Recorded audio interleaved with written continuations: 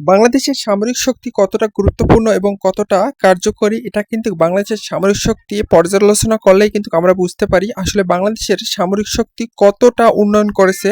বিশ্বের মানচিত্রে একটি দেশ টিকে থাকার জন্য যে সকল শক্তির প্রয়োজন সেক্ষেত্রে কিন্তু সামরিক শক্তি অত্যন্ত গুরুত্বপূর্ণ একটি বিষয়, কারণ সামরিক শক্তি দেশে উন্নয়ন করতে পারেনি সে দেশ কিন্তু অত্যন্ত দুর্বল।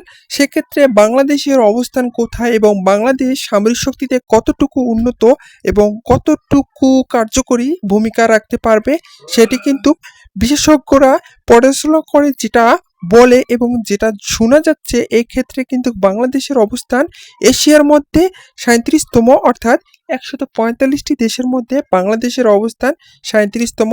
এটা কিন্তু জিএফপি এর সূচক অনুযায়ী, অর্থাৎ জিএফপি 2024 সালে যে সূচক করে সেই সূচক অনুযায়ী বাংলাদেশ কিন্তু 145টি দেশের মধ্যে সামরিক শক্তিতে 37তম স্থানে রয়েছে। বিশ্বের প্রতিটি দেশ সামরিক শক্তি উন্নতির জন্য কাজ করে যাচ্ছে, সেক্ষেত্রে কিন্তু বাংলাদেশ কোনো অংশে পিছিয়ে নেই।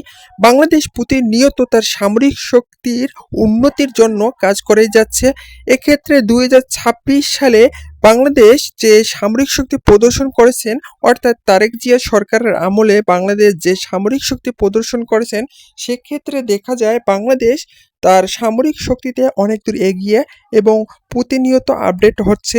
অর্থাৎ বাংলাদেশ আধুনিক যন্ত্রপাতি থেকে শুরু করে না যাবতীয় ড্রোন, অর্থাৎ যাবতীয় যন্ত্র বাংলাদেশ কিন্তু এখন আধুনিকায়ন করছে। অর্থাৎ সামরিক শক্তিতে বাংলাদেশ যেরকম পদক্ষেপ গ্রহণ করতেছে, সেক্ষেত্রে 2024-এর যে সূচক রয়েছে অর্থাৎ জিএফপি 145টি দেশের মধ্যে বাংলাদেশের যে অবস্থান তারা সূচক হিসেবে প্রমাণিত করেছে।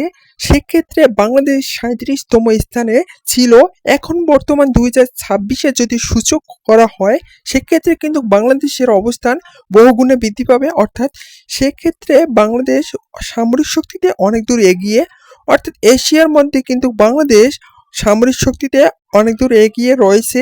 এক্ষেত্রে প্রতিটি দেশের যেরকম যুদ্ধ সরঞ্জাম রয়েছে বাংলাদেশেরও সেরকম যুদ্ধ সরঞ্জাম মোটামুটি রয়েছে। অর্থাৎ বাংলাদেশ কোনো দেশের সাথে যুদ্ধ ক্ষেত্রে অনেক দূর পর্যন্ত এগিয়ে যেতে পারবে, এটি বাংলাদেশের সক্ষমতা রয়েছে।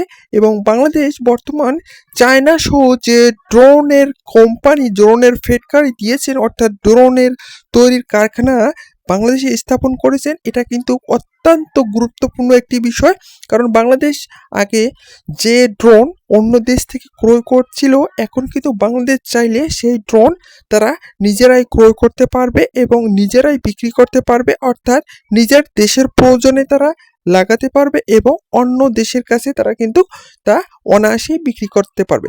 এক্ষেত্রে কিন্তু বাংলাদেশ বৈদেশিক মুদ্রা অর্জনের পাশাপাশি দেশের সক্ষমতা এবং দেশের ভাবমূর্তি উন্নয়ন এবং ভাবমূর্তি বজায় রাখতে পারবে। এক্ষেত্রে বাংলাদেশ বহু গুণে এগিয়ে